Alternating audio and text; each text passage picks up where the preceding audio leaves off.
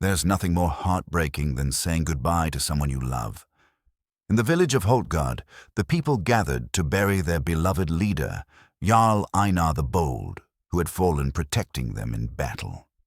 They placed his body in an oak coffin beneath the ancient stones, ready to send his spirit to the afterlife. But just as the priestess began the final prayer, a giant warrior named Tormund stepped forward. He looked at the body and said something that changed everything. "He still breathes." The crowd gasped. Some laughed, until they saw Einar's chest rise with the faintest breath. Tormund lifted their leader from the coffin and carried him to safety. What happened next broke old promises and created new laws in their village. But why could only Tormund see what everyone else had missed? Before we jump back in, tell us where you're tuning in from, and if this story touches you, make sure you're subscribed, because tomorrow I've saved something extra special for you. The morning mist clung to the fjord like memories that refused to fade, wrapping around the wooden buildings of Holtgard with a tenderness that spoke of centuries of stories. This was a place where every stone knew the footsteps of generations, where the very air seemed thick with the wisdom of those who had walked these paths before.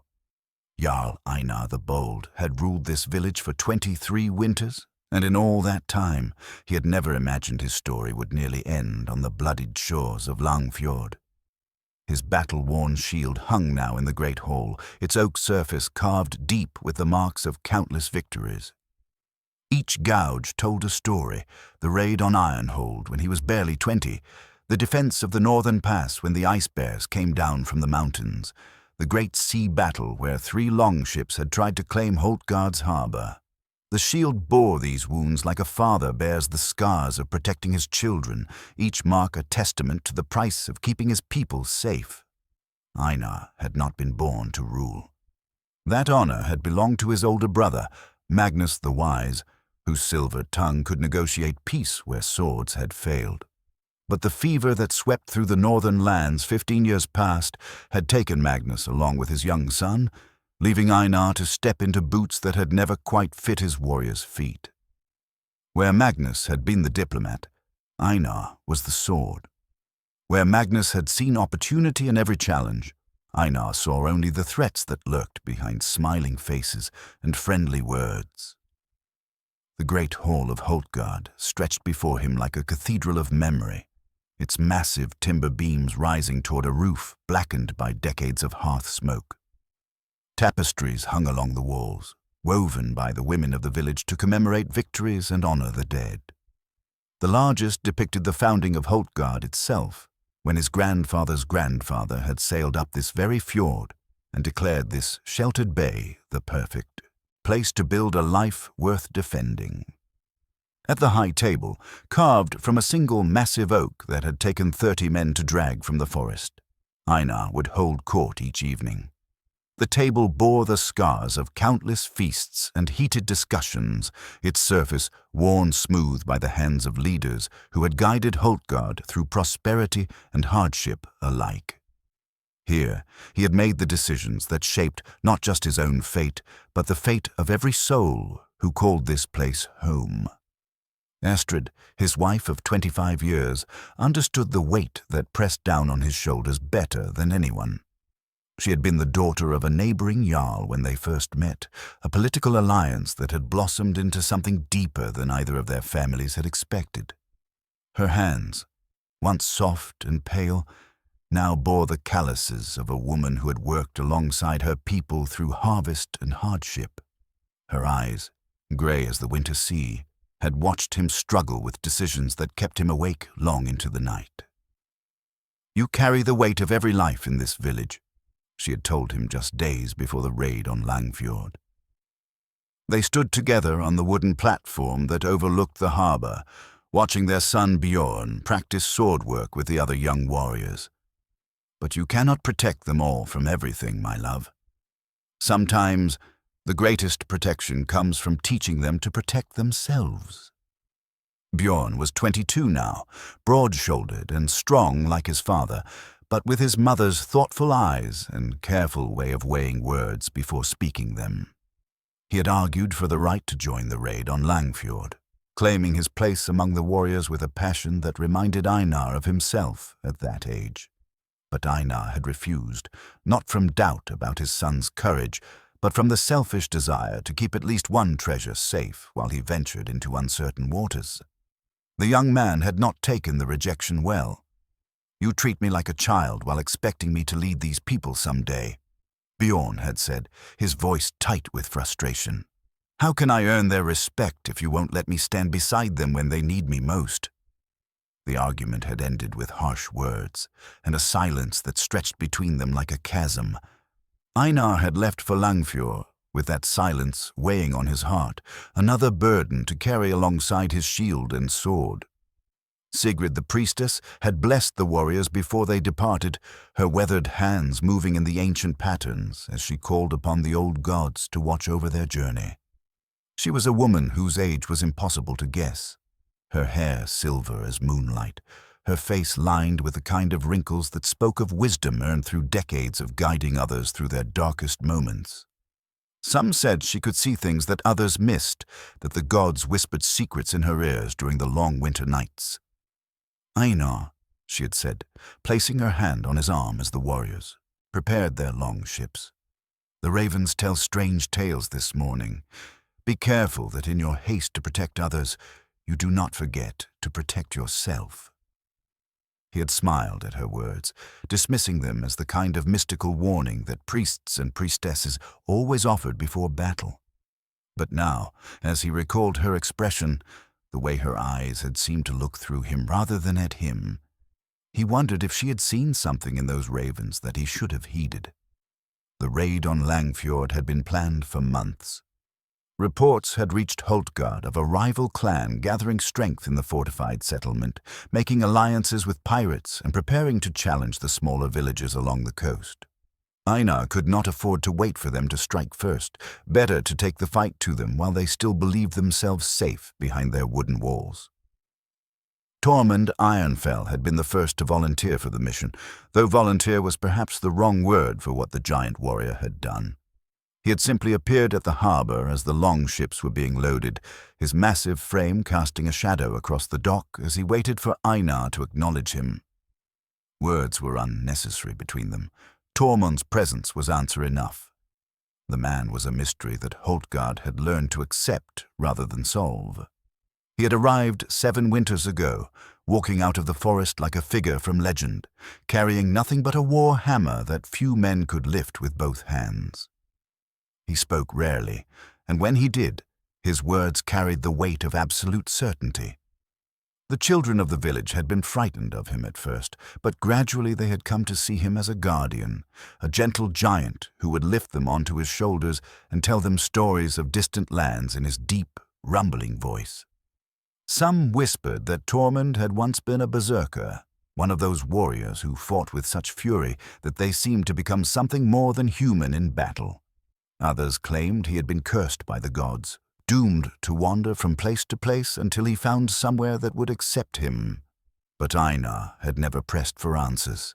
A man's past belonged to him alone, and what mattered in Holtgard was not where you came from, but what you were willing to do for the people who had given you a place to belong.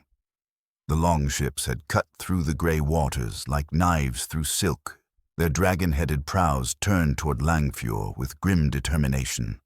30 warriors strong, they had approached the settlement under cover of the early morning fog, hoping to catch their enemies still warm in their beds. But Langfjord had been ready for them. The battle had been fierce and bloody, fought among the wooden buildings and narrow alleys of a settlement built more for defense than commerce. Einar had led from the front, his sword singing its deadly song as he carved a path toward the Jarl's hall where the enemy leader waited. But the defenders had been well prepared, and what should have been a swift victory had turned into a grinding fight that left good men bleeding in the mud. It was in the final push toward the great hall that disaster had struck. A crossbow bolt, fired from a window above, had found the gap between Einar's helmet and his mail shirt. The impact had dropped him like a felled tree, and for a moment that stretched into eternity, the world had gone dark and silent. His warriors had rallied around his fallen form, fighting with desperate fury to protect their Jarl's body, while Tormund had lifted him with surprising gentleness and carried him back toward the ships. The retreat had been orderly but costly, and by the time they reached the safety of deep water, 3 good men lay dead and Einar showed no signs of life. The journey home had been a funeral procession, the surviving warriors rowing in silence while Tormund sat beside Einar's still form like a guardian watching over the dead. No one had spoken of hope during those long hours on the water. The Jarl's face was pale as winter ice, his breathing so faint as to be invisible, his pulse so weak that even the most skilled among them could not find it. Back in Holtgard, the news of their return had spread through the village like wildfire. Astrid had been waiting at the harbor, her face a mask of controlled composure that spoke of a woman who had prepared herself for this day many times over the years. Bjorn had stood beside her, his young face aged by the realization that his father might never hear an apology for those harsh words. Sigrid had examined Einar's body with the thoroughness of a woman who had tended to the dead for more years than most could remember. Her verdict had been gentle, but final. Their Jarl had passed beyond the reach of earthly healing. The blow to his neck had been too severe, the damage too great. It was time to prepare for the final journey. The next 3 days had passed in a blur of preparation and grief. The oak coffin had been carved by the village's master carpenter, its surface decorated with the symbols of Einar's life and deeds. The wolf fur shroud had been woven by the women, each stitch a prayer for safe passage to the afterlife. The standing stones had been cleared and prepared, the ancient circle where Holtgard's leaders had been laid to rest for generations. And through it all, Tormund had maintained his vigil, sitting beside Einar's body in a silence that seemed deeper than mere grief. Some had tried to comfort the giant warrior, but he had accepted their words with only the slightest nod, his attention never wavering from the still form before him. Now, as the village gathered beneath the standing stones for what they believed would be their final farewell to Jarl Einar the Bold, none of them could have imagined that their story was just beginning. The wolf fur shroud that covered their leader's body would soon be pulled away to reveal not death, but the faintest spark of life. And in that moment, everything they thought they knew about the boundaries between this world and the next would be forever changed. The weight of leadership, Einar had learned, was not just about making decisions for others. Sometimes it was about knowing when to let others make decisions for you, and sometimes it was about having the wisdom to trust in the eyes of those who could see what you could not. The standing stones of Holtgard had witnessed 1,000 farewells, their granite faces weathered by centuries of wind and salt spray, scarred by the tears of generations who had come to say goodbye to those they loved. Today, they stood sentinel over what the entire village believed would be Jarl Einar's final journey. The ceremonial bronze horn lay gleaming on the altar stone, its surface etched with intricate spirals that seemed to dance in the flickering torchlight. This ancient relic had been passed down through 10 generations of Jarls, each one adding their mark to its sacred surface before it was used to call their spirit home. The horn's voice was said to carry beyond the veil between worlds, ensuring that the dead would find their way to the halls of their ancestors. Astrid stood at the head of the gathering, her composure a masterwork of strength built over years of being a leader's wife. Her hands, clasped before her in the formal pose of mourning, trembled only slightly, a tremor that spoke of the tremendous effort it took to hold herself together when everything inside her was crumbling. Beside her, Bjorn's young face bore the weight of sudden responsibility, his jaw set in the same determined line that had marked his father's features in times of trial. The village had gathered in the pre-dawn darkness, their breath forming small clouds in the cold air as they arranged themselves in the ancient pattern around the stones. Men who had followed Einar into battle stood shoulder to shoulder with fishermen who had never lifted a sword, united in their grief for a man who had given his life protecting their home. Women clutched their children close, teaching them through example how to honor those who had fallen in service to others. Sigrid approached the oak coffin with the measured steps of ritual, her priestess robes rustling softly against the frost-covered ground.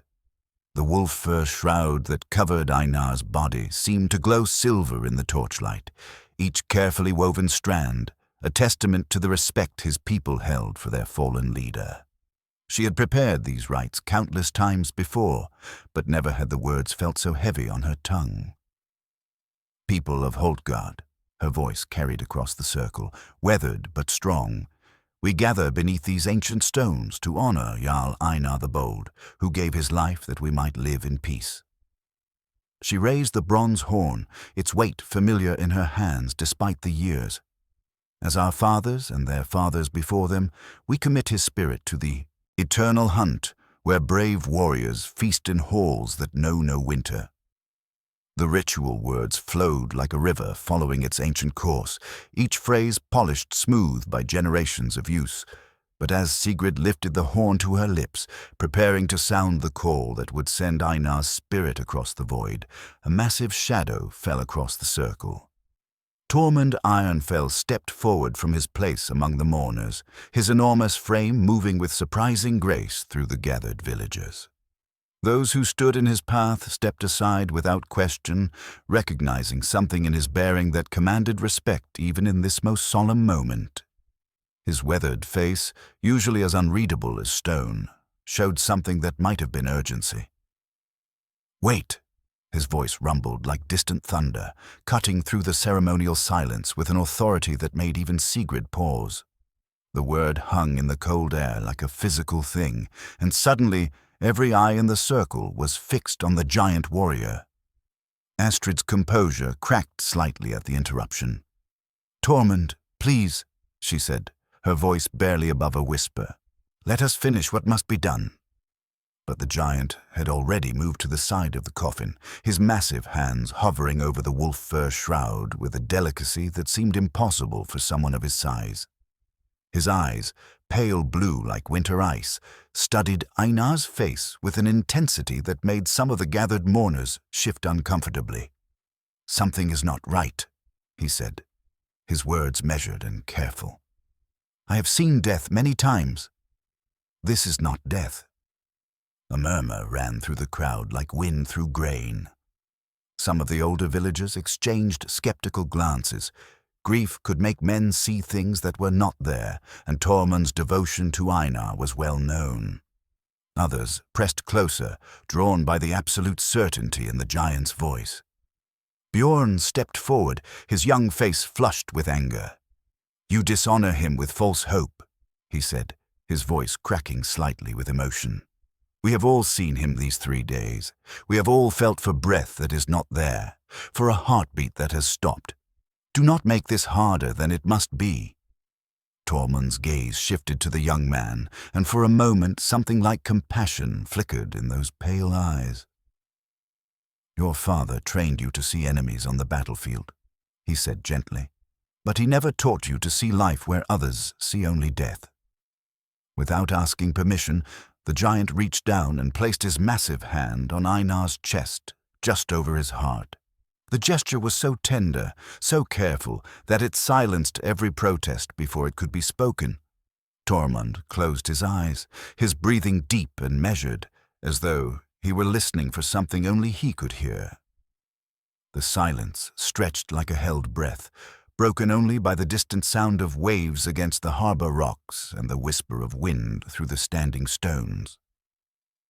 Sigrid found herself holding the bronze horn like a shield, uncertain whether to continue the ceremony or wait to see what the giant had sensed. Then Tormund's eyes snapped open, and his voice cut through the morning air with absolute conviction. "He still breathes." The words hit the gathered mourners like a physical blow. Some gasped, others laughed nervously, and more than one person made the sign against evil spirits. But Tormund was already moving, his massive hands pulling back the wolf fur shroud with reverent care.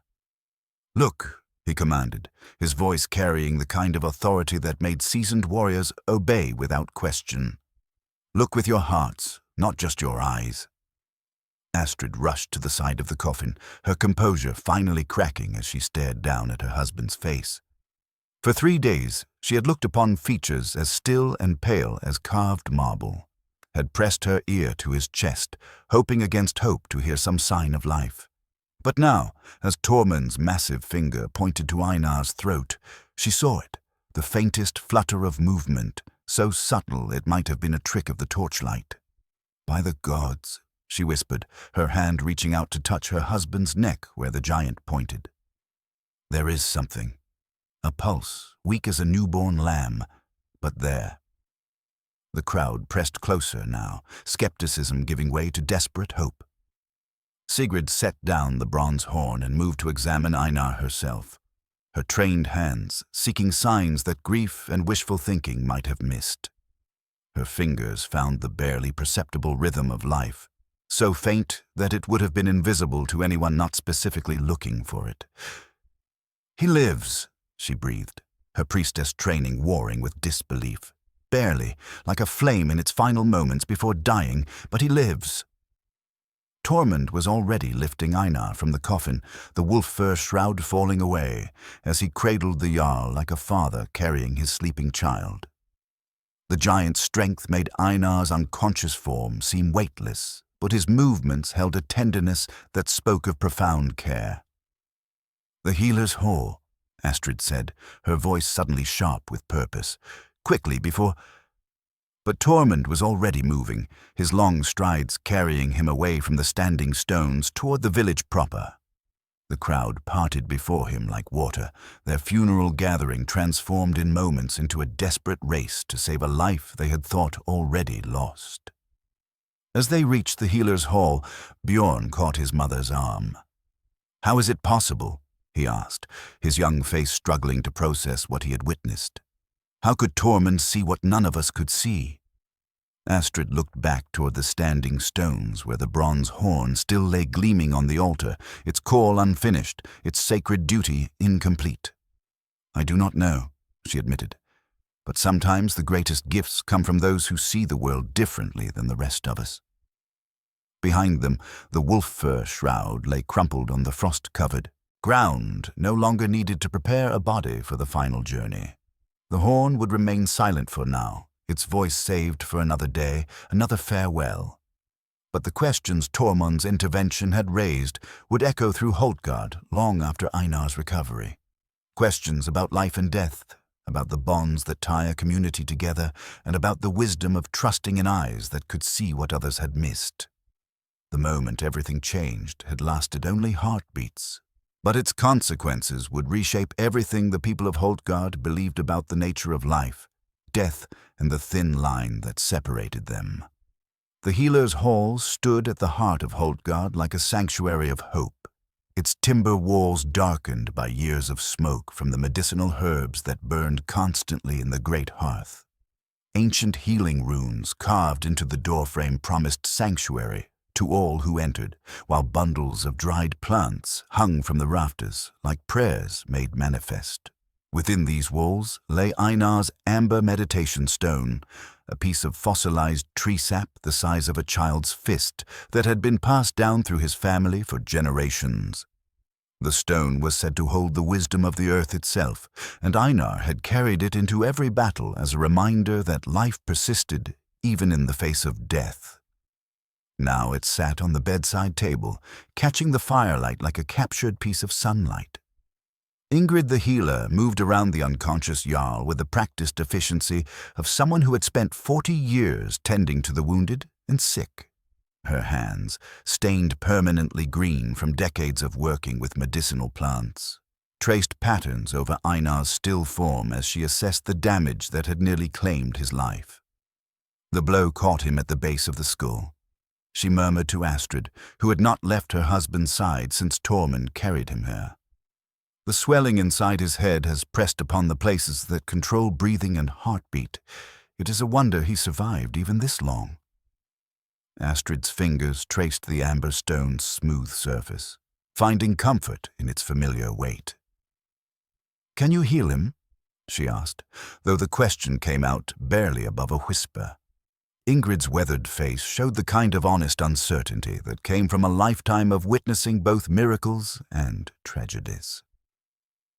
"I can tend to his wounds and give him the medicines that might reduce the swelling, but the rest must come from within him, from whatever spark of life Tormund was able to see when the rest of us could not." The giant warrior had taken up residence in the corner of the room, his massive frame folded onto a wooden stool that creaked under his weight. He had not spoken since carrying Einar here, but his pale eyes remained fixed on the Jarl's face with an intensity that suggested he was watching for something the others might miss. Bjorn paced the length of the room like a caged wolf, his nervous energy a stark contrast to the stillness that surrounded his father's bed. The young man's world had been turned upside down twice in the span of an hour, first by the belief that he had lost his father, then by the impossible hope that Einar might yet return to them. "I should have been there," he said for the 10th time since arriving at the healer's hall. "If I had been at Langfjord, maybe I could have protected him. Maybe this never would have happened. And maybe you would have died alongside him," Astrid replied gently, her voice carrying the weight of a mother's wisdom. "Your father kept you safe not out of doubt for your courage, but out of love for your future." The door to the healer's hall opened with a soft creak, and Sigrid entered carrying a leather satchel that clinked softly with the sound of glass vials. The priestess had shed her ceremonial robes in favor of practical clothes, but she still carried herself with the dignity of someone accustomed to guiding others through their darkest moments. "I've brought what you requested," she said to Ingrid, setting the satchel on a nearby table. "Willow bark for the pain, valerian root for the sleep, and the mushroom extract from the deep caves." Ingrid nodded her thanks as she examined the contents of the satchel. "The mushrooms are the most important," she explained to the worried family. "They can sometimes reach into the places where consciousness hides when the body has been too badly hurt to continue normally." As the healer began preparing her medicines, grinding dried herbs with a mortar and pestle worn smooth by generations of use, the sound seemed to fill the room with purpose. There was comfort in the rhythm of the work, in the knowledge that something was being done even when the outcome remained uncertain. Tormund finally spoke, his deep voice breaking the meditative silence. "In the far north, where the ice never melts, I once knew a shaman who could speak to those caught between worlds," he said slowly. "She taught me that sometimes the spirit needs an anchor to find its way back to the body." Astrid looked up from the amber stone, her eyes meeting the giant's pale gaze. "What kind of anchor?" "Something that connects them to this world more strongly than the pull of the next," Tormund replied. "A voice they love, a touch they remember, a promise that gives them reason to return." The simple words carried a weight that made everyone in the room understand they were hearing something profound. Ingrid paused in her grinding, Bjorn stopped his pacing, and Sigrid's hands stilled over the vials of medicine. "You think he can hear us?" Bjorn asked, his voice suddenly young and uncertain. Tormund's massive shoulders lifted in what might have been a shrug. "I think the part of him that chooses whether to fight or surrender can hear everything that matters." Astrid leaned closer to her husband's still form, her hand finding his beneath the warm furs that covered him. His skin was cool but not cold, and she could feel the faintest pressure of response when she squeezed his fingers. "Einar," she whispered, her voice carrying all the love and desperation she had been holding back. "We need you to come back to us. Holtgard needs you. I need you." The amber stone seemed to pulse with inner light as she spoke, though it might have been only the shifting of the flames in the hearth. But Tormund's eyes sharpened, and he leaned forward on his creaking stool. "There," he said quietly. "Did you see that?" They all turned their attention to Einar's face, searching for any sign of change. For a moment there was nothing, and then, so subtle it might have been imagined, the Jarl's eyelids fluttered. Ingrid moved quickly to his side, her trained fingers checking his pulse and breathing. "His heartbeat is stronger," she said with carefully controlled excitement. "Not much, but definitely stronger than it was." Bjorn dropped to his knees beside the bed, his earlier anger and frustration replaced by raw hope. "Father," he said, his voice cracking with emotion, "I'm sorry for the harsh words between us. Please come back so I can tell you properly." Again the amber stone seemed to pulse, and this time Einar's lips parted slightly, allowing a barely audible sound to escape. Not quite a word, but definitely an attempt at communication. Sigrid moved to the foot of the bed, her weathered hands clasped in an attitude of prayer. "The gods have not finished with you yet, old friend," she said with conviction, "but you must choose to stay with us. You must choose to fight." As if summoned by her words, a change seemed to settle over the room. The air itself felt different, charged with possibility rather than despair. The amber stone sat warm in Astrid's palm, and Einar's breathing, while still shallow, had taken on a more regular rhythm. Tormund stood from his stool, his massive frame straightening as he looked down at the man he had refused to let them bury. "He will recover," the giant said with the same absolute certainty he had shown at the funeral. "But the healing will bring its own challenges. When a man comes back from so close to death, he does not return unchanged." The words carried a warning that none of them were quite ready to understand, but which they would remember in the days to come. For now, it was enough that Einar lived, that his spirit had found its anchor and chosen to return to them. The amber meditation stone would bear witness to his recovery, holding the light of hope like a captured star in the darkness of uncertainty. The ivory prayer beads that hung from Sigrid's belt had been carved from walrus tusk by her grandmother's grandmother, each bead etched with symbols that represented the eternal struggle between life and death. As she walked through Holtgard's narrow streets 3 days after Einar's miraculous rescue, the beads clicked softly against each other, a sound that had always brought her comfort but which now seemed to echo the uncertainty that had settled over the village like morning fog. Word of the Jarl's recovery had spread beyond Holtgard's borders with the speed that only extraordinary news could achieve. Merchants arriving from distant settlements brought with them whispers and speculation, while the fishing boats that pulled into the harbor carried tales that grew more elaborate with each retelling. Some spoke of divine intervention, others of dark magic, but all agreed that something unprecedented had occurred beneath the ancient standing stones. In the great hall where Einar had once held court, nervous conversations buzzed like angry wasps. The village elders had gathered for what they called a discussion, though it felt more like a trial where the defendant was absent. Old Magnus Ironbeard, whose white whiskers had earned him his name and whose conservative views had earned him respect among the traditional families, stood at the center of the debate. 3 days dead, he declared, his voice carrying the authority of someone who had seen 7 decades of life and death.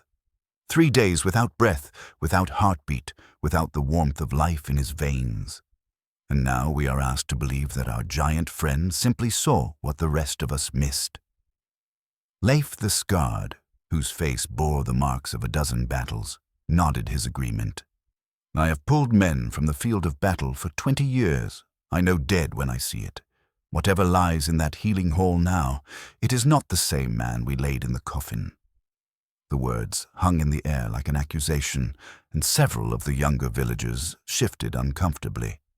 But old Eric, whose memory stretched back further than anyone's, cleared his throat with the deliberate sound of someone preparing to share hard-earned wisdom.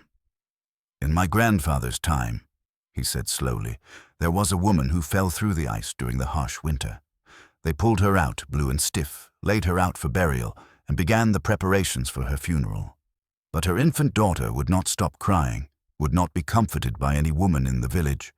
Finally, in desperation, they laid the child on her mother's chest, and the woman's eyes opened." Magnus Ironbeard scoffed at the tale. "Old stories told by old men to explain things they cannot understand. We live in the world as it is, not as we wish it were." But Eric continued, undeterred. "She lived another 30 years after that day, bore 3 more children, and became the finest midwife our village had ever known. Sometimes what we call death is merely life sleeping so deeply that only love can wake it. The debate continued as the ivory prayer beads recorded their arguments in soft clicks and whispers. Sigrid listened from her position near the great hearth, her weathered hands working to prepare the evening's meal while her mind wrestled with questions that had no easy answers.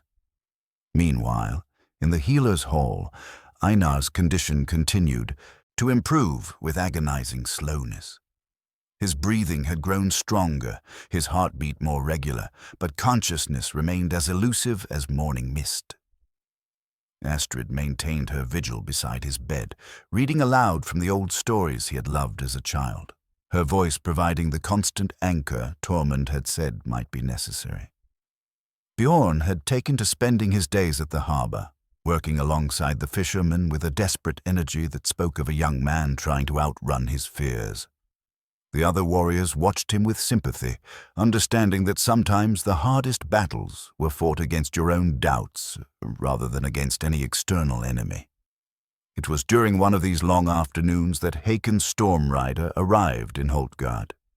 The Jarl from the neighboring settlement of Raven's Hollow had sailed down the coast as soon as word reached him of Einar's supposed resurrection, his long ship cutting through the grey waters with the urgency of someone seeking answers to impossible questions. Hakon was a man whose reputation preceded him like thunder before lightning. His beard was black as a raven's wing, his eyes sharp as winter steel, and his political ambitions were as well known as his skill with a sword. The alliance between Holtgard and Raven's Hollow had always been one of convenience rather than affection, maintained by mutual respect and shared enemies rather than genuine friendship. "I came as soon as I heard the incredible news," Hakon announced as he strode into the great hall, his travel-stained cloak still damp from sea spray. "Is it true that our dear friend Einar has returned from the halls of the dead?" The question carried undertones that made several villagers exchange worried glances. There was something in Hakon's voice that suggested he was not entirely pleased by the news of Einar's survival, though he was too skilled a politician to say so directly. Sigrid rose from her place by the hearth, her ivory prayer beads clicking softly as she moved to greet the unexpected visitor. "Jarl Hakon," she said with careful politeness, "you honor us with your concern for our leader's welfare."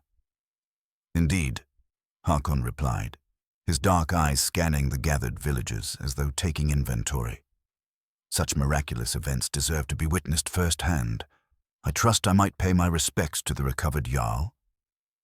The request was reasonable on its surface, but something in the way he asked it made Sigrid's hand move instinctively to her prayer beads.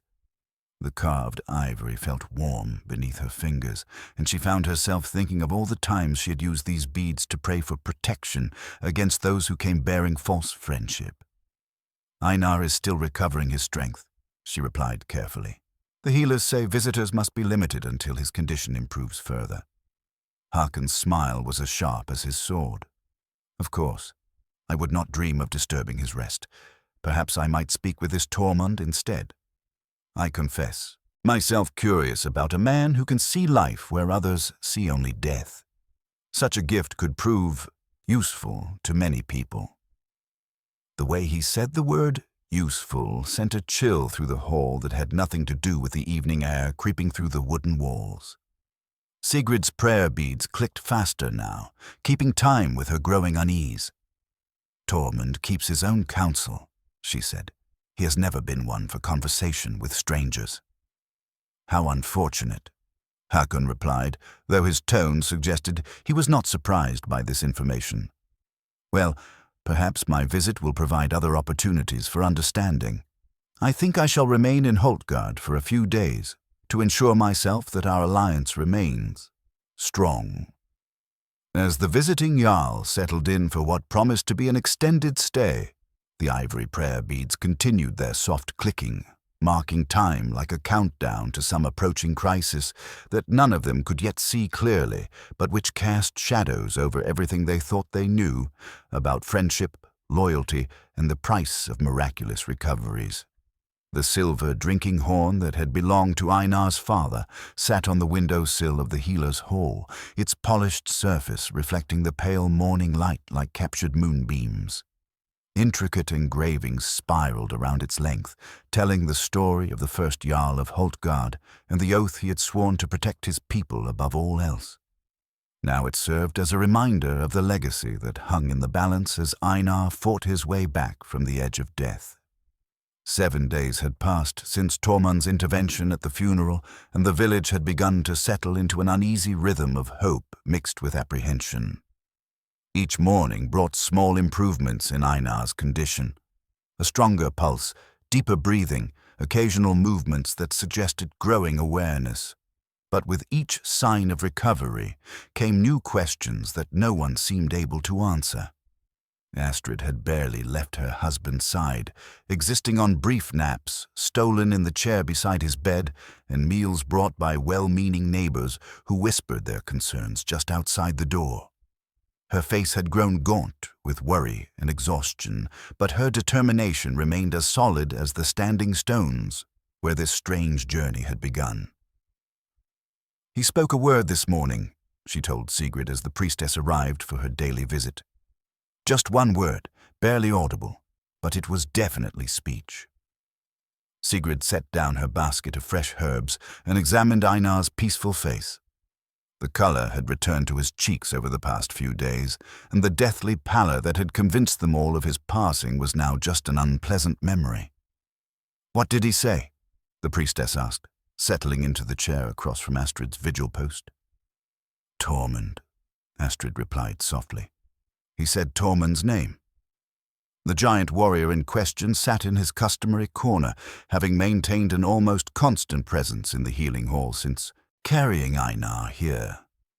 His massive frame seemed to dwarf everything around him, but his expression held the patient gentleness of someone keeping watch over something precious. "He remembers," Tormund said simply when he noticed their attention on him. "Some part of him knows what happened, knows who brought him back." But not everyone in Holtgard was celebrating Einar's gradual recovery. In the great hall, Hakon Stormrider had made himself at home with the casual authority of someone accustomed to getting what he wanted. His presence had introduced a tension into the village's daily life that reminded the older residents of the feeling that preceded summer storms, an electric unease that made everyone move a little more carefully. "I've been thinking about succession laws," Hakon mentioned to a small group of village elders during what appeared to be a casual conversation over the morning meal. "Fascinating how different settlements handle the question of leadership when a jarl's condition becomes uncertain." Magnus Ironbeard, who had been skeptical of Einar's recovery from the beginning, leaned forward with interest. "Uncertain how?" Hakon's smile was as calculated as his words. "Well, consider the philosophical implications. If a man dies and is somehow brought back, is he the same person who died? Does he retain the same claim to authority, the same rights and responsibilities?"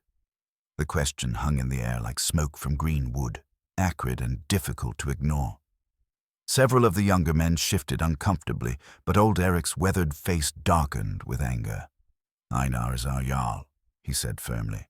"Death could not claim him, and neither will your clever words." "Oh, I mean no disrespect," Hakon replied smoothly. "I'm simply concerned about the stability of our alliance. Ravenshollow needs to know that Holtgard's leadership remains legitimate." The word legitimate carried implications that made several villagers exchange worried glances. They all understood the subtext. Hakon was positioning himself to claim that Einar's authority had died with him beneath the standing stones, regardless of his physical recovery. Meanwhile, Bjorn was learning that the weight of potential leadership came with its own burdens. The young man had thrown himself into learning the details of village administration with the desperate energy of someone trying to prepare for a role he had never wanted to inherit so young. The silver drinking horn served as his constant reminder that leadership was not just about making decisions, but about honoring the oaths and traditions of those who had come before. "The grain stores are sufficient for another month," reported Olaf the quartermaster, a thin man whose attention to detail had kept Holtgard fed through many hard winters. But we'll need to arrange trading expeditions soon if we're to have enough for the cold season. Bjorn nodded, making notes on a piece of bark with a charcoal stick. The mundane details of governance were a far cry from the glory he had once imagined, but he was beginning to understand why his father had carried the weight of leadership like a physical burden. "What about the repairs to the harbor dock?" he asked, working through the list of concerns that never seemed to grow shorter. "The timber is ready, but we need more iron fittings for the support beams," Olaf replied. Hakon mentioned that Raven's Hollow might be willing to trade for them, at favorable terms considering our current situation. The pause before the word situation made Bjorn look up sharply. What kind of terms? Olaf's discomfort was visible as he fidgeted with the scrolls in his hands. He suggested a formal alliance, a marriage bond, perhaps, to cement the relationship between our settlements. The implication was clear. Hakon was positioning himself not just to question Einar's legitimacy, but to fill the power vacuum he was trying to create. The silver drinking horn seemed to grow heavier in Bjorn's hands as he realized that his father's recovery might not be enough to secure Holtgard's independence. Back in the healer's hall, Einar's eyelids fluttered again, this time staying open long enough for Astrid to see the familiar grey eyes that had watched over her for 25 years. Recognition flickered in their depths, faint but unmistakable. "My love," she whispered, taking his hand in both of hers. "You've come back to us." His lips moved, forming words that took tremendous effort to speak. "Tormund. Where?" The giant stepped forward into Einar's field of vision, his massive presence somehow comforting rather than intimidating. "I am here," he rumbled softly. Einar's eyes fixed on the giant's face with an intensity that suggested he was remembering something important. "You saw," he managed to whisper. "I saw," Tormund confirmed simply. "Why?" The single word carried the weight of a much longer question. Tormund was quiet for a long moment, his pale eyes distant as though looking at something the others could not see. "Because some things are worth fighting death itself to preserve," he said finally, "and because you are not finished with what you came here to do." The cryptic answer seemed to satisfy Einar, whose eyes drifted closed again as exhaustion claimed him. But the silver drinking horn caught the light from the window, reminding everyone present that the real test of his recovery would not come in the quiet safety of the healer's hall, but in the great hall where Hakon was busy planting seeds of doubt about everything they held dear. The obsidian knife that hung at Tormund's belt was older than memory itself, its black volcanic glass blade sharp enough to cut moonbeams and dark enough to hold secrets in its polished surface. Few had ever seen it drawn from its leather sheath, but those who had spoke of it in whispers, claiming that the weapon seemed to drink light rather than reflect it. Today, as tensions in, Holtgard reached a breaking point. The knife would finally reveal part of the mystery that surrounded its bearer. Einar had managed to sit up in bed for the first time since his recovery began, though the effort left him pale and trembling with exhaustion. His memory had been returning in fragments, pieces of the battle at Langfjord, glimpses of the darkness that had claimed him, and strange dreams of walking through mist toward voices that called him back to the world of the living. "I remember falling," he told Astrid as she helped him sip warm broth from a wooden bowl. "The crossbow bolt, the pain, then nothing, until I heard your voice calling me home." His wife's eyes glistened with unshed tears as she set the bowl aside. "Tormund saved you," she said softly. "He saw life where the rest of us saw only death. Without him—" "Where is he now?" Einar interrupted, his voice gaining strength with each passing hour. "In the great hall," Astrid replied, her expression growing troubled. "Hakon has been asking questions about him, persistent questions." The concern in her voice made Einar's jaw tighten with an anger that reminded everyone present that the Jarl they had loved was indeed returning to them. "What kind of questions?" Before Astrid could answer, The sound of raised voices drifted through the walls of the healer's hall from the direction of the village center. The tone carried the edge of confrontation, and Sigrid rose quickly from her chair near the hearth. "I should see what's happening," she said, but her words were cut off by the door bursting open to admit Bjorn, his young face flushed with anger and concern. "Father," he said, relief and worry warring in his voice as he saw Einar sitting up. "Hakon is demanding to speak with Tormund, alone. He claims it's a matter of justice." The word justice fell into the room like a stone into still water, creating ripples of unease that touched everyone present. Einar's hands clenched into fists despite his weakness, and his eyes took on the dangerous glint that his enemies had learned to fear. In the great hall, Hakon's storm rider stood before the gathered villagers with the confidence of a man who believed he held all the advantages. His black beard was freshly oiled, his clothes carefully arranged to project both authority and approachability. Beside him stood two of his own warriors, men whose presence suggested that this gathering was more than a simple social visit. "People of Holtgard," Hakon began, his voice carrying the practiced rhythm of someone accustomed to swaying crowds. "I've come to you as a friend and ally, but I must speak a difficult truth.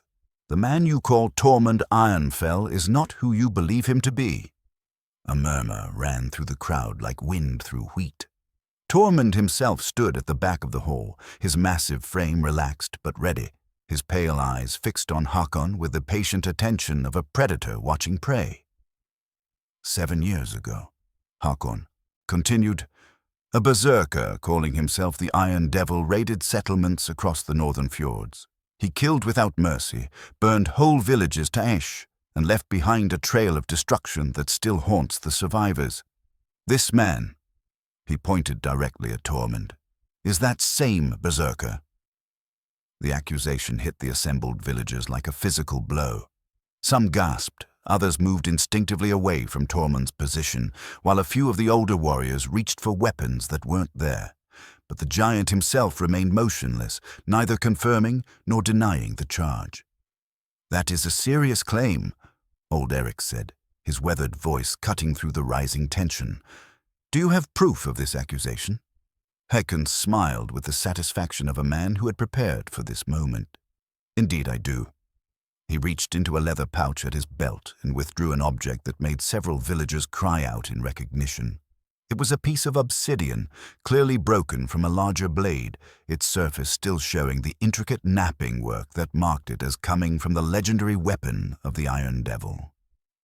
"This fragment was found at the site of the raid on Bjornstead," Hakon declared, holding it up for all to see. "The same settlement where 43 people died in a single night of terror. The blade it came from could only belong to one weapon, the obsidian knife of the Iron Devil." All eyes turned to Tormund, who slowly, deliberately, reached down and drew his own obsidian blade from its sheath. The weapon seemed to absorb the light from the hall's torches, its surface reflecting nothing but darkness. Where the fragment that Hakon held showed a jagged break, the knife showed a corresponding gap in its edge. The silence that followed was deafening. Here was proof that could not be argued with, evidence that connected the gentle giant who had saved their Jarl to the monster who had terrorized the northern settlements. But before anyone could speak, Tormund's deep voice filled the hall. "It is true," he said simply. "I was the one they called the Iron Devil." The admission sent shockwaves through the gathered villagers, but Tormund was not finished speaking. 7 years ago, I was a different man. A broken man, driven mad by grief and rage. I'd lost everything, my family, my home, my purpose, and I let that loss turn me into something I should never have become. He looked around the hall, meeting the eyes of people who had accepted him as one of their own, who had trusted him with their children and their secrets. I came to Holtgard to die. I was tired of the monster I had become, tired of the blood and the screaming and the emptiness that followed me everywhere I went. I planned to walk into the sea and let it claim what was left of my soul. Magnus Ironbeard, who had been skeptical of everything connected to Einar's recovery, stepped forward with his hand on his sword hilt. "And why should we not finish what the sea failed to do?" he demanded. Tormund's pale eyes fixed on the old warrior with calm acceptance. "Because," he said softly, "the man who saved your Jarl is not the same man who earned the name Iron Devil. Holtgard did not just give me a place to die, it gave me a reason to live, to protect instead of destroy, to build instead of burn." He knelt slowly, placing the obsidian knife on the floor before him. "I offer no excuse for what I was, and I ask for no forgiveness that has not been earned through my actions these past 7 years. But I will not apologize for seeing life in Einar when death tried to claim him, any more than I will apologize for finding redemption in a place that taught me what it meant to be human again." The obsidian blade lay between them like a bridge between past and present, its dark surface holding reflections of both the monster Tormund had been and the man he had become. The choice of what to do with that knowledge would define not just his fate, but the character of Holtgard itself. The bone scroll case that Einar had carried into every important negotiation for the past decade lay cracked and forgotten in the corner of his personal chambers, its ivory surface yellowed with age and marked with the seal of a treaty most had long forgotten. Inside lay documents that would change everything the people of Holtgard believed about the past 7 years. But first, those documents would need to find their way into the light. The great hall had erupted into chaos, following Tormund's confession. Some villagers demanded immediate justice for the crimes of the Iron Devil, while others argued that 7 years of loyal service should count for something.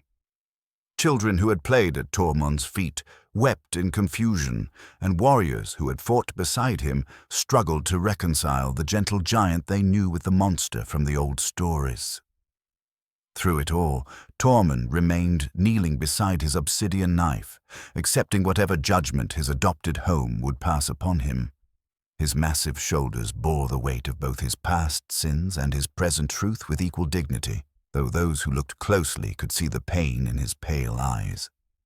"The Iron Devil raid stopped 7 years ago," old Eric pointed out, his weathered voice cutting through the angry voices. "The same time Tormund arrived in Holtgard. That cannot be coincidence."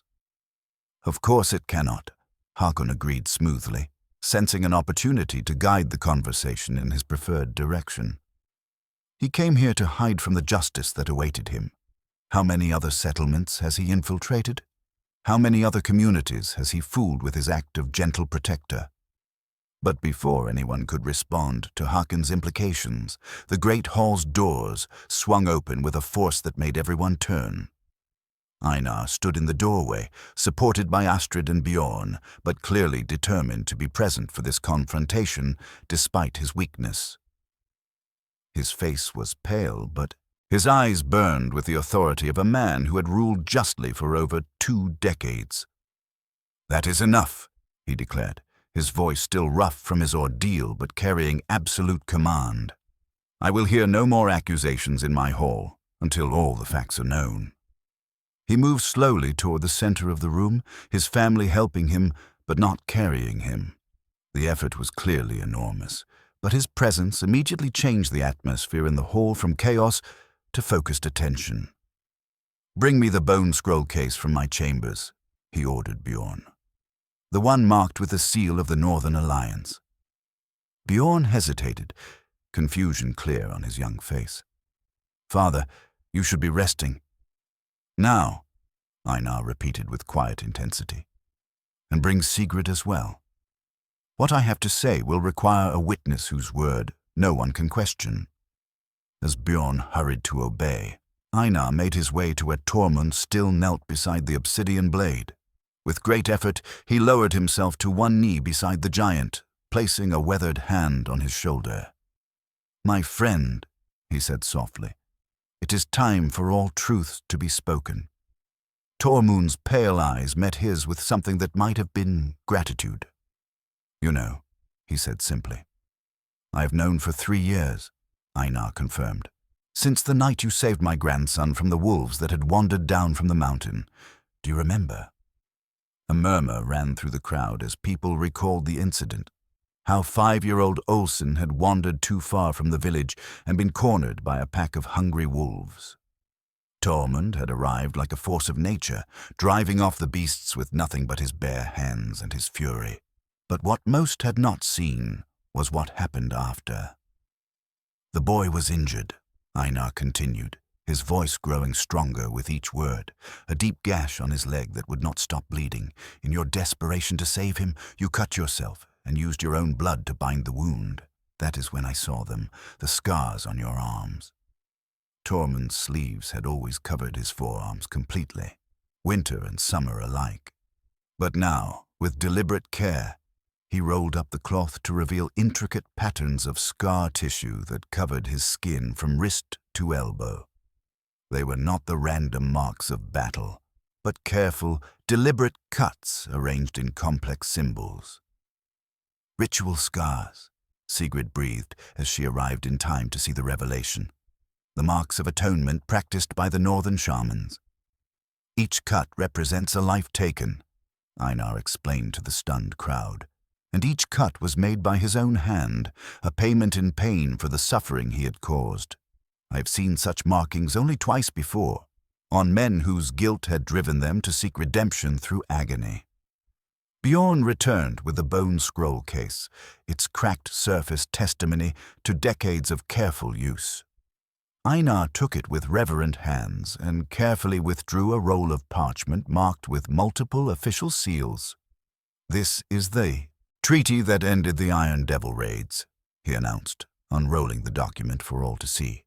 "Signed not by force of arms, but by negotiation, by a man who surrendered himself to the Northern Alliance and agreed to accept exile rather than face execution." The words on the parchment were faded but still legible, written in the formal language of official documents. But it was the signature at the bottom that made several villagers gasp in recognition. A careful inscription that read, "Tormund of the Iron Hills, called by some the Iron Devil, by his own hand, seeking redemption." He could have fled to the far lands where no one would know his name, Einar continued. Instead, he chose exile and atonement.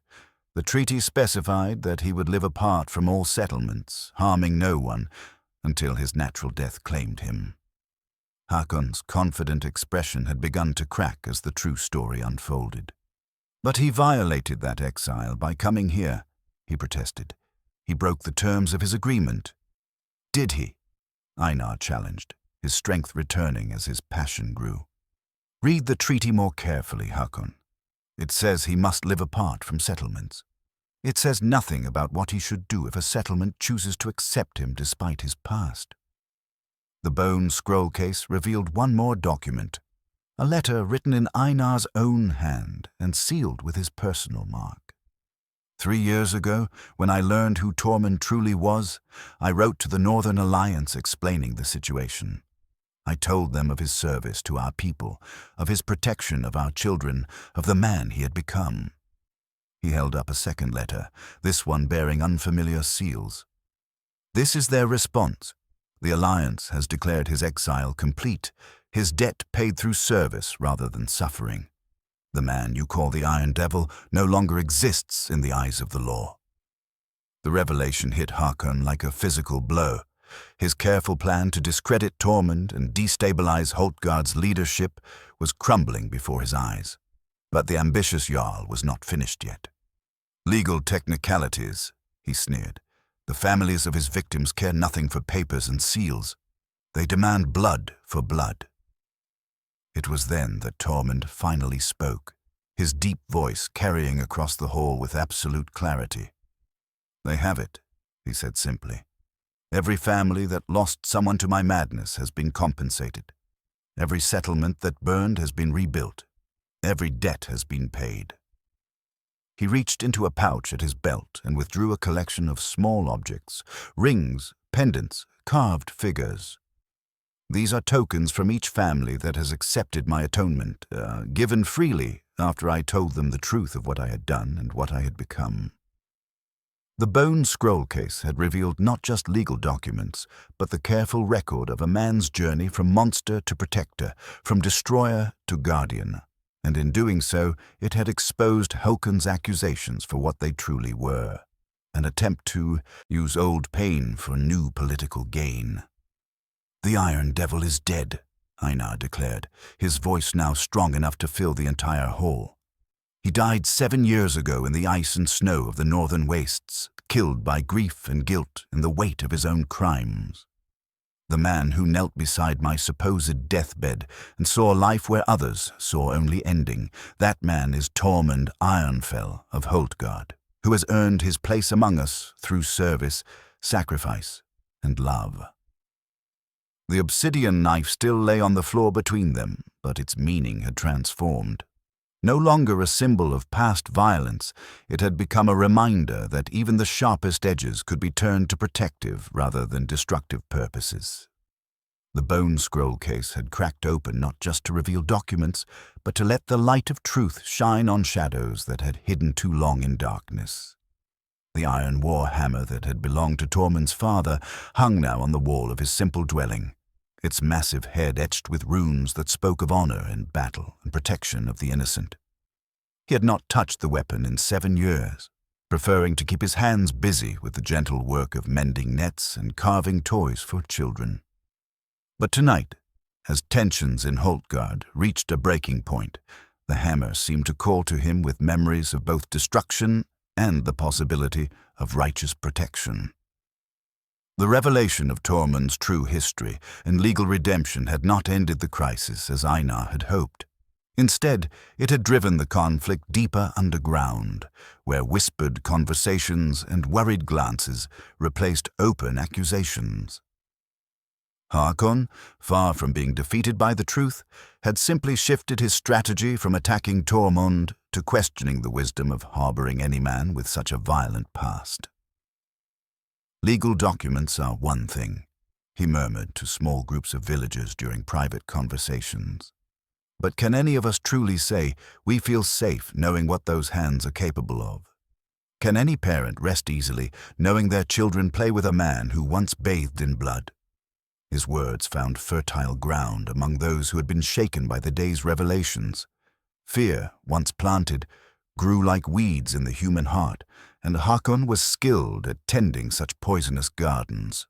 By evening, the village had split into 3 factions: those who stood firmly behind Tormund and Einar, those who believed Håkon's warnings about harboring dangerous men, and those who simply wanted the whole matter to disappear so they could return to their normal lives.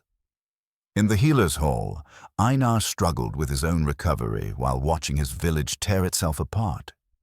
Each effort to stand or walk reminded him of his physical limitations, while each report from the village center reminded him that leadership required more than just will. It required the strength to enforce decisions. "You cannot solve this by pushing yourself beyond your limits," Astrid warned as she found him trying to practice sword forms with a wooden blade, his movements slow and unsteady. "Your body needs time to heal completely." "My body is not what concerns me," Einar replied, lowering the practice sword with obvious frustration. "Håkon is fracturing our community from within. He knows I cannot challenge him directly in my current condition, so he uses words as weapons instead of steel." Sigrid, who had been preparing evening medicines by the hearth, looked up from her work with the expression of someone who had been wrestling with difficult thoughts. "There is something else troubling me about this entire situation," she said carefully. "Something that goes beyond politics and past crimes." Both Einar and Astrid turned their attention to her, recognizing the tone she used when her priestly insights had uncovered something important. "Håkon's arrival here was too convenient," she continued. "He appeared within days of your recovery, armed with specific knowledge about Tormund's past and carrying physical evidence that he claimed to have had all along. But I have been thinking about the timing." She moved to the window, gazing out at the village where torches flickered in the gathering dusk. "How did he know to come here precisely when our defenses would be weakest? How did he know that Tormund's intervention at your funeral would make the truth about his identity relevant?" The implications of her words settled over the room like a cold fog. Einar's grip tightened on the wooden sword, his tactical mind beginning to work through possibilities that chilled him more than any physical wound. "You think someone told him?" Astrid said, her voice barely above a whisper. "I think someone has been planning this for a long time," Sigrid replied. "And I think your supposed death at Langfjord was not the accident it appeared to be." Meanwhile, in the village centre, Bjorn was learning harsh lessons about leadership as he tried to hold together the community his father had built. The young man had called a meeting of the village council, hoping to find some common ground among the warring factions, but the conversation had quickly devolved into accusations and counter-accusations. "The boy is too young to understand the complexity of the situation," Magnus Ironbeard declared, his white whiskers bristling with indignation. "We need experienced leadership, not the well-meaning fumbling of someone who has never faced a real crisis." "And I suppose you think Hakon would provide that experienced leadership?" Old Eric challenged, his weathered face flushed with anger. "A man who comes to us bearing poison disguised as concern." The argument that followed revealed the depth of the divisions that had opened in their community. Some saw Hakon as a potential ally who could help them navigate the dangers of harboring a reformed berserker. Others viewed him as a manipulator seeking to exploit their moment of weakness for his own gain. And a growing number simply wanted both Hakon and Tormund to leave so that Holtgard could return to the peaceful isolation it had enjoyed before this crisis began. Bjorn found himself caught in the middle, lacking both the experience to navigate such complex political waters and the authority to simply command obedience. Each attempt to find compromise only seemed to create new sources of conflict, and he began to understand why his father had sometimes looked so tired after long days of governing. As the meeting broke up without resolution, Bjorn made his way through the village toward Tormund's dwelling, seeking counsel from the man whose very presence had triggered the current crisis. He found the giant sitting outside his small house, staring at the iron war hammer that hung above his door. "I've made everything worse," Bjorn confessed, settling onto a wooden stool beside Tormund's chair. "Every word I spoke tonight seemed to push people further apart instead of bringing them together." Tormund's pale eyes remained fixed on the warhammer as he considered his response. "Leadership is not about saying the right words," he said finally. "It is about making the hard choices and accepting the consequences." "What choice should I make?" Bjorn asked, desperation clear in his young voice. "Half the village wants you gone, the other half sees you as family. My father is too weak to enforce any decision, and Hakon grows stronger every hour." The giant was quiet for a long moment, and when he spoke, his voice carried the weight of hard-earned wisdom. "The choice is not about me," he said gently. "It is about what kind of community Holtgard will be. Will it be a place that stands by its principles even when it is difficult? Or will it be a place that abandons those principles the moment they become inconvenient?" He gestured toward the war hammer above his door.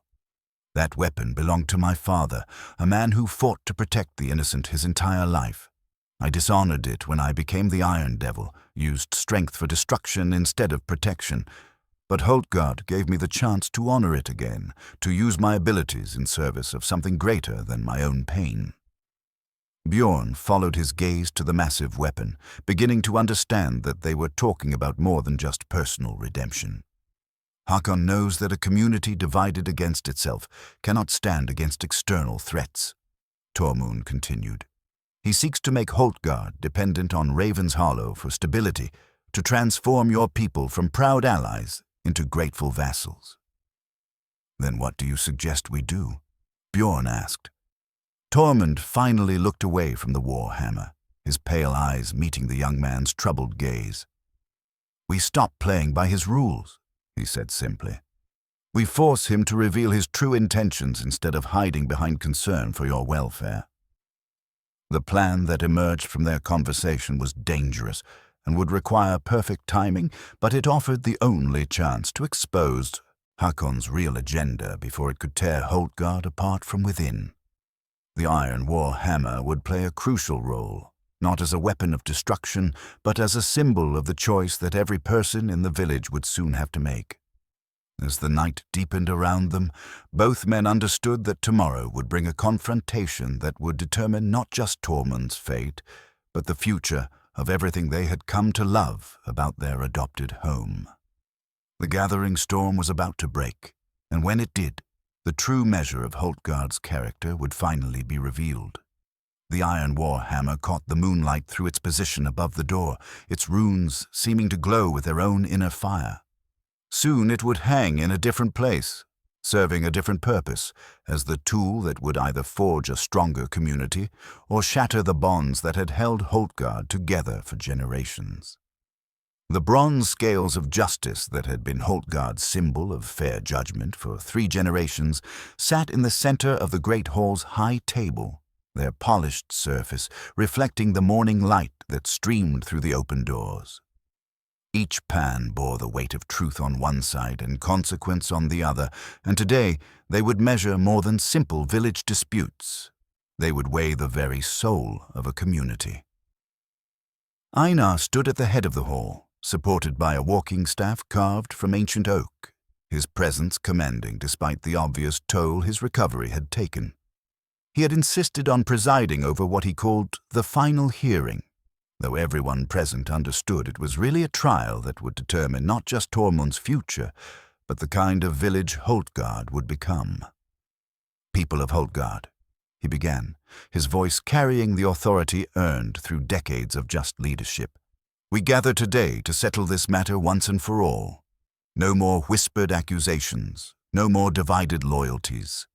Today we will hear all truths and make our decision as one community." The hall was packed beyond capacity, with villagers standing along the walls and children peering through windows from outside. Hakon sat with his warriors near the front, his confident expression suggesting a man certain of victory. Tormund stood alone on the opposite side, having requested no advocates and carrying only his simple dignity. But the bronze scales would soon reveal that this confrontation had been carefully orchestrated by forces none of them had fully understood. "Before we begin," Einar announced, "I call upon Olaf the Tracker to share what he discovered yesterday evening."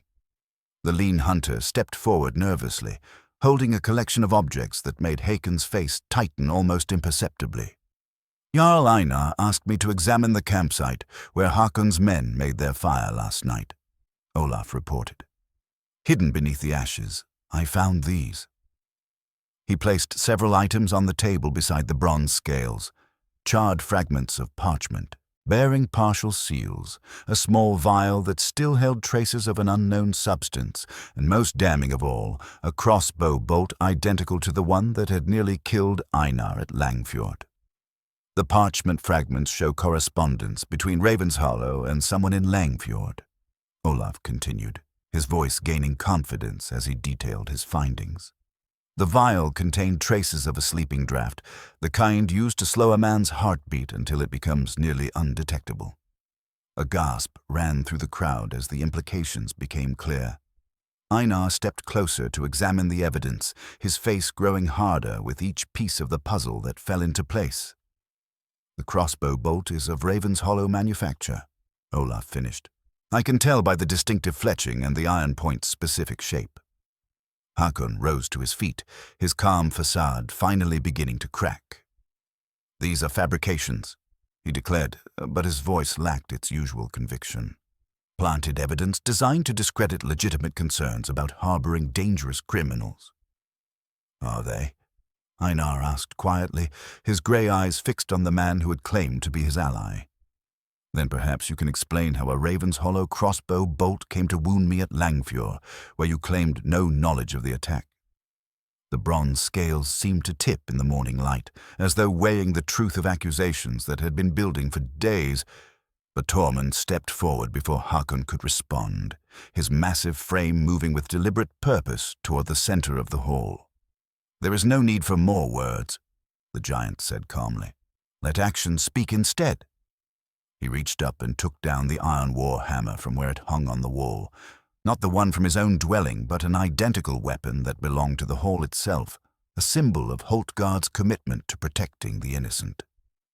The massive weapon looked almost small in his enormous hands. "Hakon Storm Rider," Tormund said formally, "I challenge you to single combat. If I am the monster you claim, prove it with your sword. If you are the honorable leader you pretend to be, defend your accusations with your life." The challenge rang through the hall like the tolling of a great bell, silencing every conversation and focusing every eye on the two men who now faced each other across the ancient bronze scales. In the old tradition, such a challenge could not be refused without admitting dishonor, but accepting it meant facing a man whose strength was legendary even before his dark reputation. Hakon's hand moved instinctively to his sword hilt, but his eyes showed the calculation of a man who had hoped to win through politics rather than combat. "This is barbaric," he protested. "We live in civilized times, not the age of trial by combat." "Then withdraw your accusations," Einar said simply. "Admit that your concerns about Tormund are politically motivated rather than based on genuine fear for our safety." The bronze scales caught the light again, and in that moment, everyone in the hall could see the choice before them clearly. Truth revealed through honest combat, or the slow poison of political manipulation that would corrupt their community from within. Hakon drew his sword. The golden arm ring that Einar wore as a symbol of his oath to protect Holtgard caught the sunlight as he raised his hand to signal the beginning of the combat. The ancient band had been passed down through 7 generations of Jarls, each one swearing upon it to place their people's welfare above their own desires. Today, it would witness the fulfillment of that oath in ways none of its previous bearers could have imagined. The great hall had been cleared to create space for the combat. Villagers pressed back against the walls, while the two warriors faced each other in the center. Hakon moved with the fluid grace of a trained swordsman, his blade singing as he tested its balance with practiced cuts through the air. Tormund stood motionless, the iron war hammer resting easily in his massive hands, despite its weight that would challenge most men just to lift. "This is your last chance to withdraw," Hakon called out, his voice carrying false bravado that failed to hide the nervous energy in his movements. "I take no pleasure in destroying the village's pet monster." Tormund's response was a silence so complete it seemed to draw sound from the very air. His pale eyes remained fixed on his opponent, with the patient focus of a man who had learned to see death approaching from any direction. The reformed berserker had not fought for 7 years, but violence, once learned, was never truly forgotten. The first exchange came with explosive speed as Hakon launched a series of precise strikes designed to test Tormund's reflexes and find weaknesses in his defense. His blade flickered like silver lightning, seeking gaps in the giant's guard with the skill of someone who had never lost a formal duel. But Tormund was no longer the rage-drunk berserker who had once terrorized the northern settlements. 7 years of peace had taught him patience, while his work protecting Holtgard had shown him the difference between necessary force and mindless destruction. He deflected each attack with minimal movement, using the warhammer's long handle like a staff to turn aside strikes that would have overwhelmed a lesser defender. "Fight me, you coward!" Hakon snarled as his initial assault failed to penetrate Tormund's defense. "Show these people the monster you really are." The taunt revealed more about Hakon's strategy than his opponent's nature. The ambitious Jarl was trying to provoke Tormund into the kind of berserker fury that would validate every accusation he had made. But the giant remained calm, his movements economical and controlled, more like a master craftsman than a wild beast. Astrid gripped Einar's arm as the combat intensified, her knuckles white with tension as she watched steel ring against iron in deadly rhythm. "Tormund is holding back," she whispered urgently. "He could end this, but he's afraid of what the villagers will think if they see his true strength." Einar nodded grimly, understanding the impossible position his friend had been placed in. Win too easily and seem monstrous, lose and validate every accusation Hakon had made. The golden arm ring seemed to grow heavier as he realized that leadership sometimes meant making choices no one should have to make.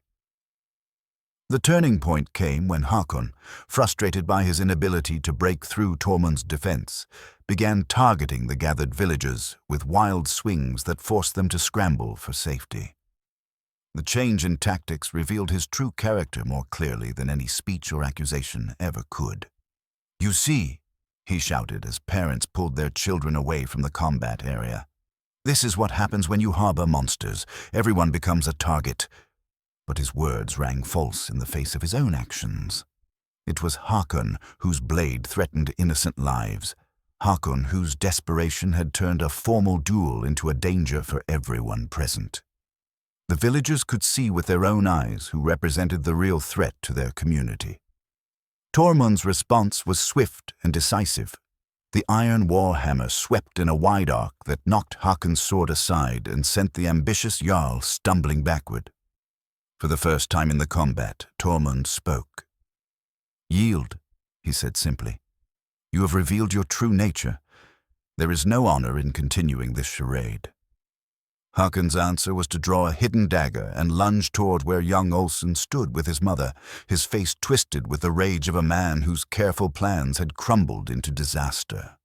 The move was calculated to force Tormund into a choice between protecting the child and maintaining his defensive stance. The giant's response was instantaneous. The iron warhammer flew from his hands with the precision of someone who had spent years learning to use strength in service of protection rather than destruction. It struck Hakon squarely in the chest, sending him crashing to the floor where he lay stunned but alive, his weapons scattered beyond reach. The great hall fell silent except for the sound of heavy breathing and the soft whisper of dust settling in the morning sunlight. The golden arm ring caught the light as Einar stepped forward to render final judgment, its ancient surface reflecting the faces of people who had just witnessed truth revealed through honest combat. Tormund knelt beside his fallen opponent, checking for serious injury with the same gentle care he showed to injured animals. "He will live," he reported quietly. "Bruised and humbled, but alive." The final judgment had been rendered not by words or politics, but by the simple truth of who each man had chosen to protect when violence threatened those they claimed to serve. The carved wooden staff that would pass too. The next generation of leaders bore fresh marks from the morning's events, its ancient oak surface polished smooth by the hands of 7 jarls, who had carried it as a symbol of their responsibility to guide rather than command. As Einar leaned upon it in the doorway of the great hall, watching the sun set over a village finally at peace, he knew that its next bearer would inherit not just authority, but the wisdom that came from understanding the true nature of strength. 3 months had passed since the confrontation that had changed everything in Holtgard. Hakon had been sent back to Raven's Hollow with a message that left no doubt about the consequences of future interference, while his warriors had been given the choice to swear loyalty to Holtgard or follow their disgraced leader home. Most had chosen to stay, finding in the village's acceptance of redemption a model worth serving. The physical evidence of Hakon's conspiracy, the crossbow bolts, the correspondence, the sleeping drafts had been shared with the Northern Alliance, resulting in formal sanctions against Raven's Hollow and a renewal of Holtgard's status as an independent settlement. The bronze scales of justice had been polished and returned to their place of honor, their pans balanced once more after weighing truth against deception and finding truth the heavier. Tormund's dwelling had been expanded to include a workshop where he crafted tools and weapons for the village, his massive hands turning iron into plowshares and fishing hooks with the same skill he had once used for destruction. The iron war hammer hung above his door, no longer a symbol of violence, but a reminder that strength could serve protection as easily as it had once served rage. Children played in his garden while he worked, their laughter a sound that still amazed him with its capacity to heal old wounds. The obsidian knife had been retired permanently, sealed in a wooden box that Tormund kept in a place of honor but never opened. Some weapons, he had decided, were better remembered than used, their darkness a reminder of paths that should never be walked again. In its place, he carried a simple iron blade better suited to cutting rope or carving wood than ending lives. Bjorn had grown into his role as heir apparent with a maturity that surprised even those who had watched him struggle through the crisis. The silver drinking horn sat on his desk now, a daily reminder of the weight of legacy and the importance of earning respect rather than simply inheriting it. His handling of the aftermath, ensuring fair treatment for Hakon's former warriors while strengthening Holtgard's defenses, had shown wisdom beyond his years. The council meeting went well, he reported to his father as they shared the evening meal in the family's private quarters. The grain stores are full, the harbor repairs are complete, and the new trade agreements with the eastern settlements should bring prosperity for years to come. Astrid smiled as she ladled soup into wooden bowls, her face showing the contentment of a woman who had nearly lost everything only to discover it stronger than before. The amber meditation stone sat on the table between them, no longer a talisman carried into battle, but a centerpiece that caught the firelight and reminded them daily of the fragility and preciousness of the life they had built together. "And what of the bone scroll case?" she asked, referring to the collection of legal documents that had played such a crucial role in revealing the truth. "Has it found a proper home?"